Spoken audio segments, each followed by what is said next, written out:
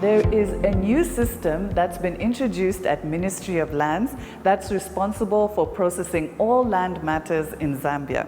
But why is a system that was meant to increase efficiency actually slowing things down? Now, this is a video that I've been wanting to do for some time now. So I'm really excited that today I get to sit down with the Law Association of Zambia President, Mr. Lungisani Zulu, to hear all about ZILAS, that's Zambia Integrated Land Administration System.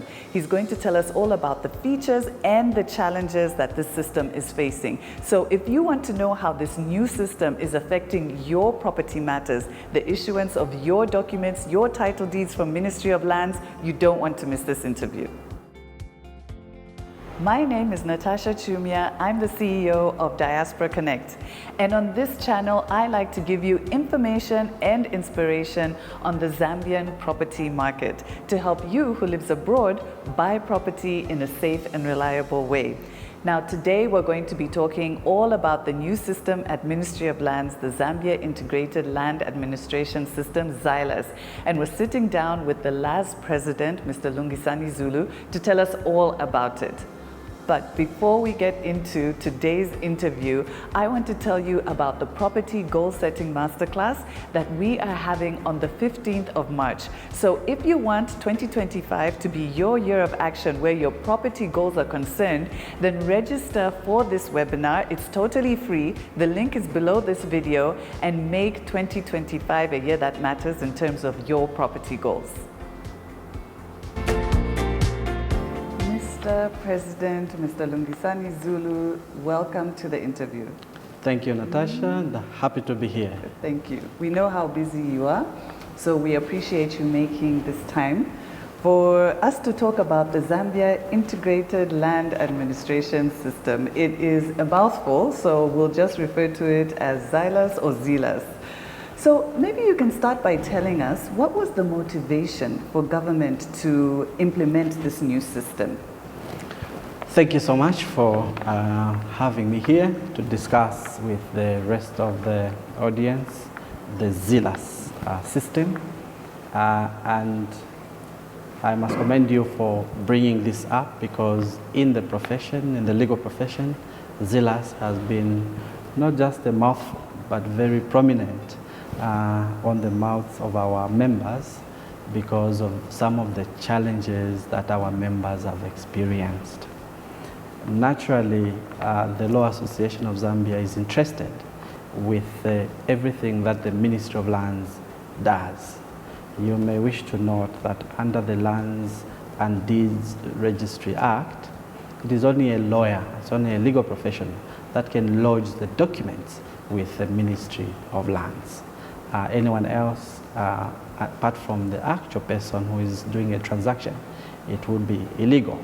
So when the ZILAS was introduced, we were ordinarily a normal stakeholder for the government and the ministry to reach out to us. There were challenges with the previous system, which was the ZILMIS. Some of the challenges that the system had was that you had to, it was not completely online. You had to rely on physical interface and lodging of the documents. So obviously that meant that you couldn't do certain things and at any time. So government was interested from our interaction with government in improving the efficiency in the land administration system. The idea is that you should be able to lodge a document, any land-related instrument with the ministry at any time. That means you are not restricted to move from Lusaka, or to move to go to Lusaka at the registry, or to go to Ndola, or areas where there are of registries for the Ministry of Lands. With this system, everything will be done completely online. And obviously, in light of the movements that are happening worldwide, where everything is becoming digital, that is a commendable objective. And we all agreed that it was important and maybe timely for government to move in that direction. So ultimately, it's the ideal of the ZILAS, or the primary objective of the ZILAS, is to enhance the land administration system in this country, so that we can have more titles produced fast, we can have transactions and commerce move at a faster pace in terms of anything related to the land. So those are the noble objectives of the ZILAS system. Right. And I think it's really important that you started with the context. And also you've given us this insight, because I think for a lot of members of the public, a lot of people who watch this channel who are local and abroad, they're still hearing about this thing, ZILAS, but they don't really know what it is. So thank you for giving us that background. So you've given us a very good context and background as to what motivated the government to go in this direction. And indeed, you pointed out that the world all over is going in this direction. You also mentioned that ZILAS is online. So what other features can you point out about ZILAS?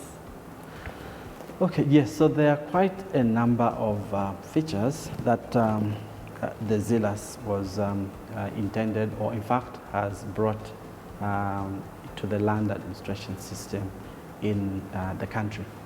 Apart from the fact that you don't need to be at the Ministry of Lands, you can be anywhere. The system is able to provide an online platform for making payments. If you recall, with the previous system, you needed to go to a physical bank and deposit cash with a bank. So that already was also quite a drawback, because if you are not close to any institution which could uptake the funds, and I think it was the ministries, banks used to bank with 1 or 2 banks. If those branches are not within your vicinity, unfortunately you couldn't efficiently transact, apart from being required to go to a particular registry. With the ZILAS system, you can pay whatever platform using mobile money, using credit card, yes, or a debit card. Yes. You are able to use the system, and it's integrated that payment platform, which had not been there before. There's also enhanced some security features with the system, which the system is aimed to ensure that some of the suspicious transactions happening on the system are much more controlled, because of the data integrity requirements that are built into the system. And I believe from the Ministry of Lands perspective, it's able to audit whoever interfaces with the system. Before, the old system, it couldn't recognize who has done what. But with the new system, because of the enhanced security features, you are able to know which officer and when they did any particular intervention with the system.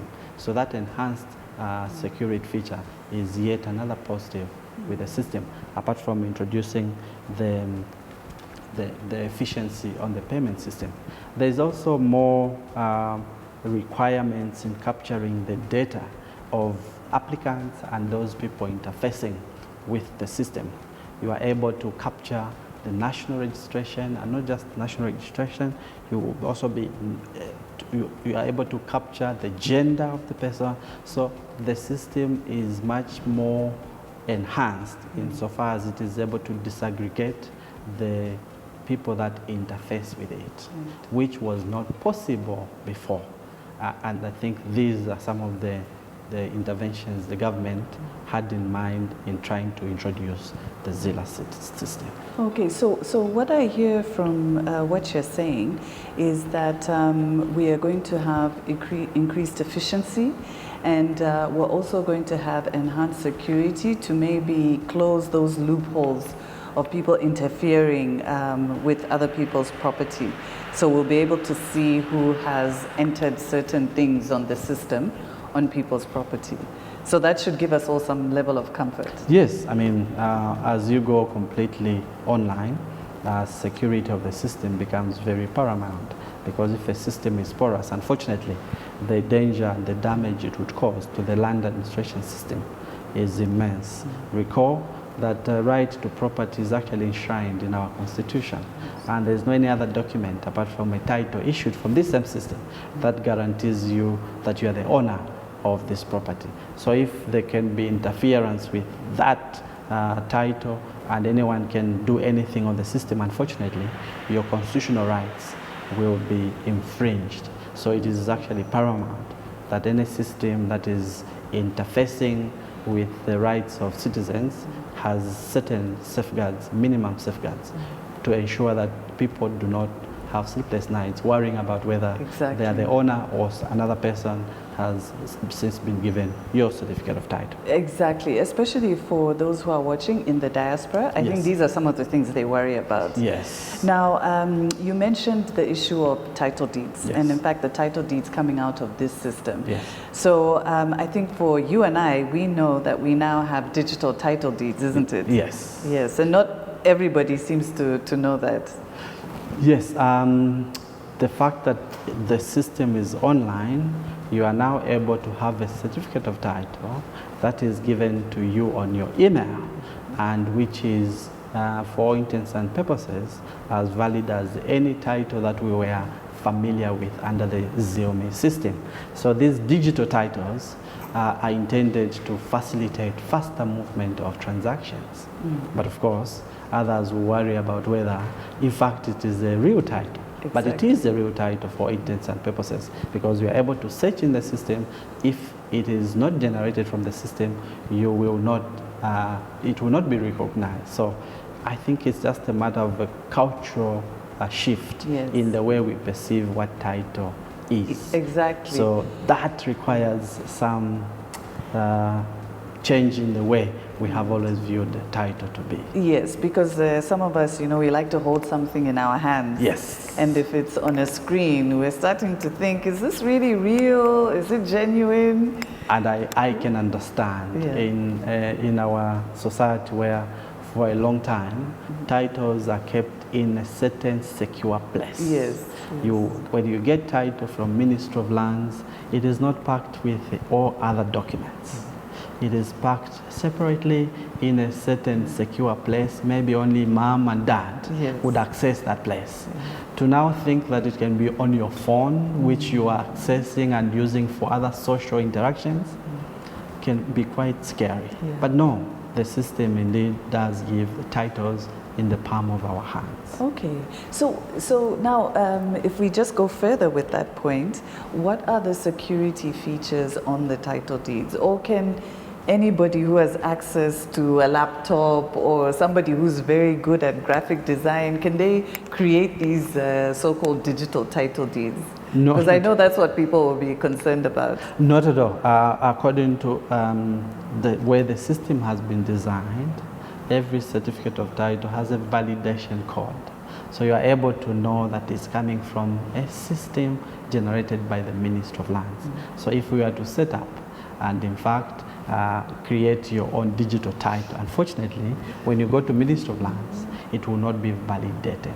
So I think there are sufficient security features built into the digital title, which must all make us relax. But of course, shift to the way new things are being done. So it's a title which is quite secure and has sufficient mechanisms to protect its integrity. Okay. All right, so we've talked about the motivations that led to the creation and implementation of the system, increasing efficiencies. We've also talked about the features, which is now it's online. People can lodge their documents from anywhere in the world. They can make payments easily. We've talked about having secure digital title deeds. And this is all sounding very good. But we know that there have been challenges with the system. Can you outline some of these challenges? Unfortunately, yes. There's been lots of frustration with the system. And I'm constantly called upon by the members to intervene and speak to the Ministry of Lands. The members being other lawyers? Other lawyers, yes, practitioners that are involved in ensuring that all instruments of title or mortgages are duly filed with Ministry of Lands. there's been a lot of headache experienced by the membership and ultimately the citizens. You see, lawyers bear the brunt of the frustration of the members with the system because it is difficult to explain to a client that we are now using a faster system, more efficient and more transparent. But which is taking longer. it takes longer. So people cannot understand. But the lawyer, unfortunately, is the one interfacing with the Ministry of Lands. You may explain to the client that it's not your problem, it is a Ministry of Land system problem. But clients are after solutions and not explanations. That's right. So there's lots of frustration that the system has brought for the membership. And even as we speak, you may wish to note that the system has been down for 3 to 4 days. Yeah. That means there is no transaction that has happened. That's loss of revenue, not just for lawyers, but for government. That is a mortgage. Once you show a bank that there's a lodgement schedule and it's been filed with the Ministry of Lands, it is the only time that the bank will release the funds to the person who wants to borrow. It won't happen and has not happened in the last 4 days. Yes. So it slows down the pace of commerce in the country, which were essentially the same reasons why government brought in the ZILAS system.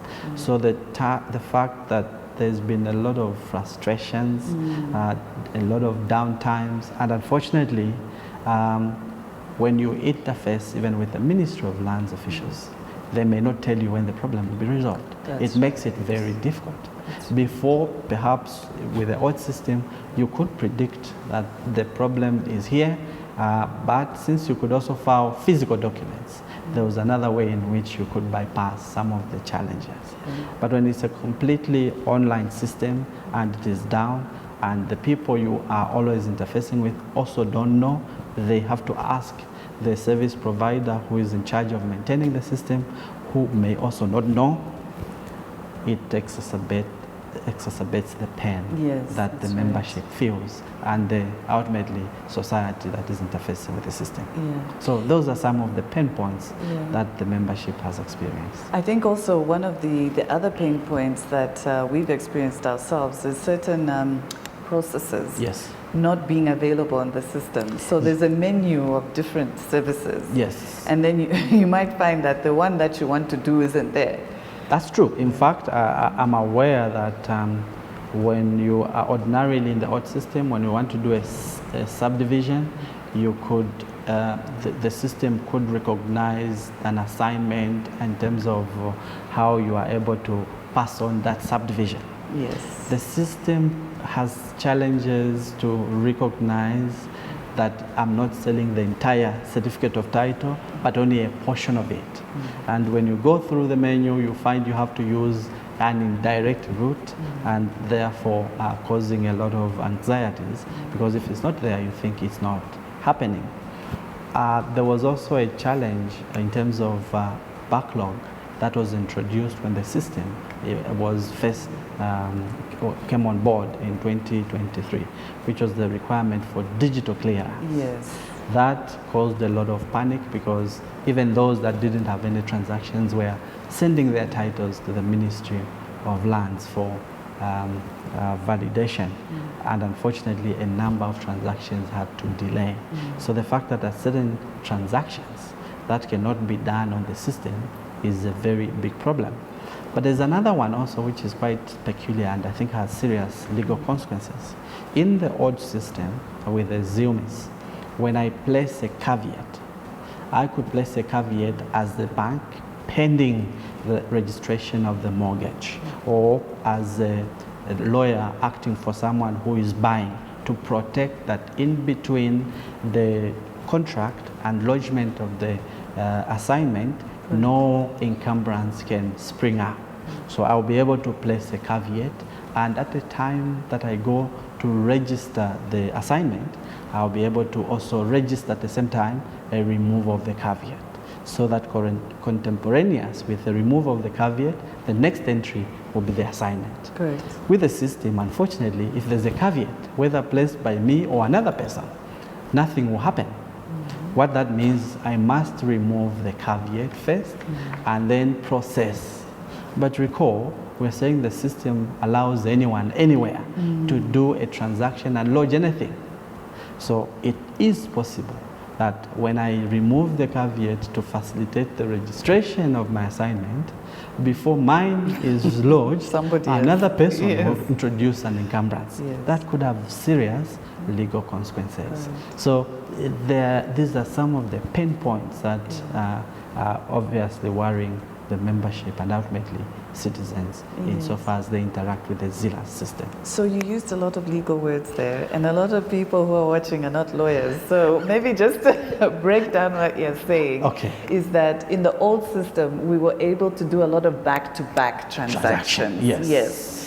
And this made things actually faster. But in this system, we kind of have to take things one step at a time. Yes, and in doing that, it leaves a window where somebody can come and almost frustrate your transaction. Agreed. Now, you've actually spoken with the ministry on several occasions about these challenges because, like you said, you know, the legal fraternity has brought them to your attention time and time again. What has been the response from the ministry? First of all, we see a lot of interest from government, the ministry especially, to attend to the challenges that we highlight. So on a regular basis, we are speaking with government and the ministry to deal with the challenges that have been brought by the system. If you recall, not so long ago, last year, because of the challenges with the digital clearance system, the ministry, so after we spoke with the ministry that this is causing unnecessary delays, there would be weeks on even months before a digital clearance is done. The ministry, to address that problem, abolished the requirement for you to digitally clear unless you have a transaction that you want to use. Because people merely bringing titles, they are not anticipating any transaction. In the mind is, oh, I need to convert it into the new system. Yet there's no underlying transaction pushing that. The ministry properly did direct that that is no longer a requirement, so that there's less pressure that is introduced into the system for those people that are not actually dealing with it. There's been a marked improvement with the system, notwithstanding the continued frustrations. There were certain transactions that could not happen at the initial stages. But as we highlight to the ministry some of those challenges, we had some challenges with marking off. It couldn't easily be recognized. The system is now able to do it. There were challenges with I think there could still be a challenge with creations, the way they are done on the system. You may lodge, but they're not seen on the other side. We continue engaging the ministry. In fairness, I think the ministry has done its fair share, except not at the pace which could satisfy the membership. And the fact that the system, especially the challenge of system down, which is almost predictable, periodical. We know that if it's down this time, they may work on it, but I can assure you within a month, it will go down again. That's a frustration, which it could be that it's not the ministry's fault. It could also be the fact that the pressure on the system because of the demands. I mean, if 100 people are lodging onto the system at the same time, since no one knows, there's no queue.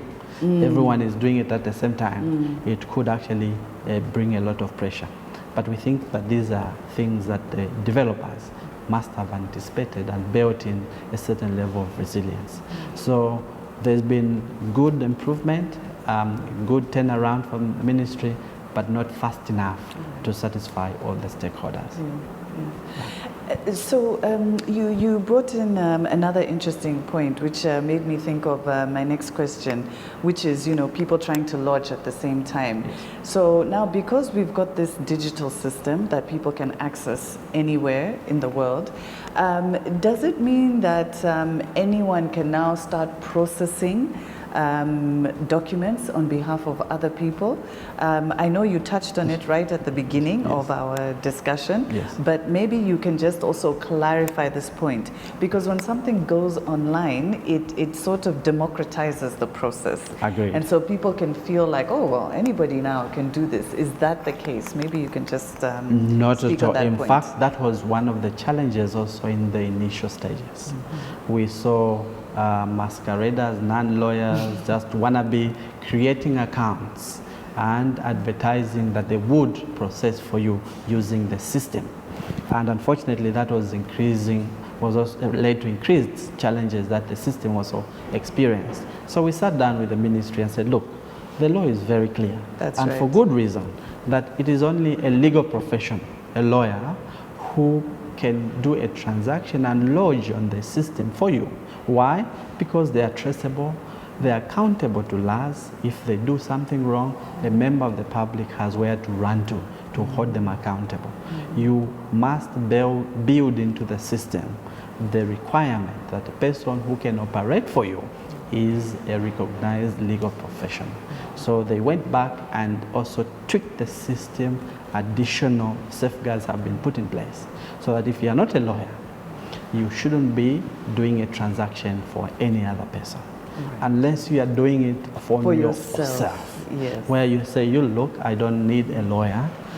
How safe that is, well, you make the judgment. But where you don't need a lawyer and you want to lodge on your own, the consequences would then be that you are allowed to lodge for your own transaction.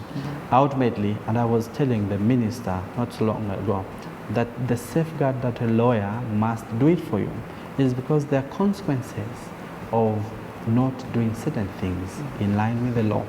I'll give you a very simple example. Please. When you are acquiring a property, maybe husband and wife, the lawyer must discuss with you what type of co-ownership you are electing. Are we going to own it as tenants in common? Or are we going to own it as joint tenants? Right. If we are joint tenants, it means if any of us dies, the entire property moves to the one who is surviving. Jus sacrosanti, as they call it in the law, kicks in. If we are tenants in common in equal shares, even if one of the partners dies, your share continues to survive and it will devolve to your children. We have instances where two business partners are, doing business together. They are building a big conglomerate and acquiring property as joint owners, as co-owners. As they acquire the property, in their anticipation is that if any of them dies, their share should go to their family. To their estate, yeah. When the children come of the one who has died to complain that our father labored for this property, unfortunately at law, if it was not the tenants in common, in equal shares, they have no share.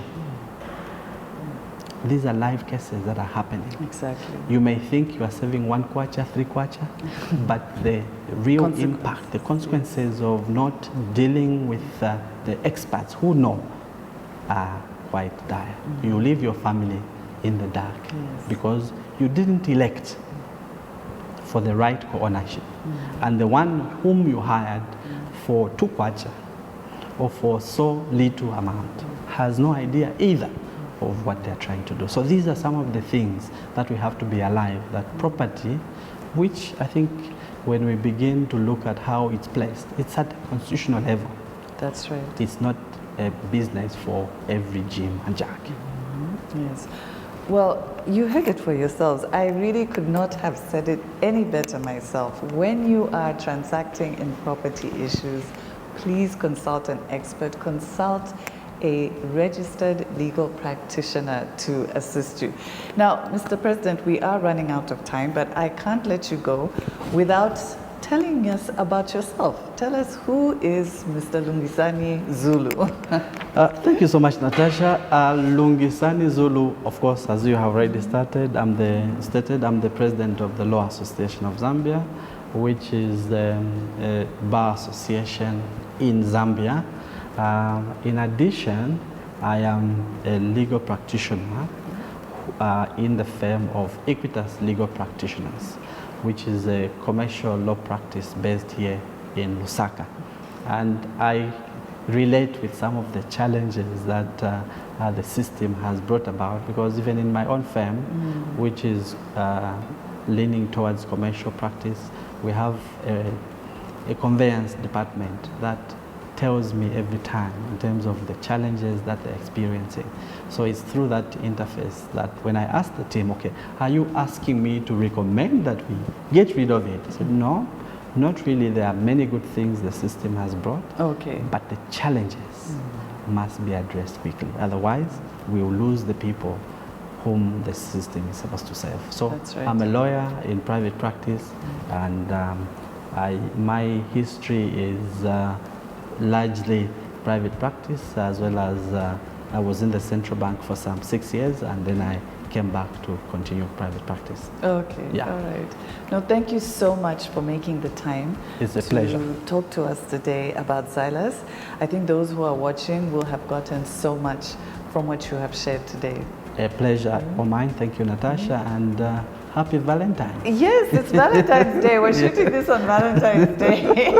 Happy Valentine's to you too. Thank you so much, and pleasant listening, everyone, and see you next time. Thank you. Perfect. So my key takeaway from this interview is that ZILAS was introduced with great intentions to increase efficiencies and have this online platform for land administrations across the country. And we now have digital title deeds, which is great, but there are challenges with the system. We can't run away from that. Hopefully things will get better as Ministry of Lands begins to address some of these challenges. Now, I hope you did find this interview with our last president interesting and informative. If you did, then please like this video. Don't forget to subscribe to our YouTube channel and share this video with just one other Zambian person in your community, or a friend or a colleague. Also, remember that we are having our property goal setting session on the 15th of March, and we're going to help you set and sustain and achieve your property goals in 2025. All you need to do is click the link below this video.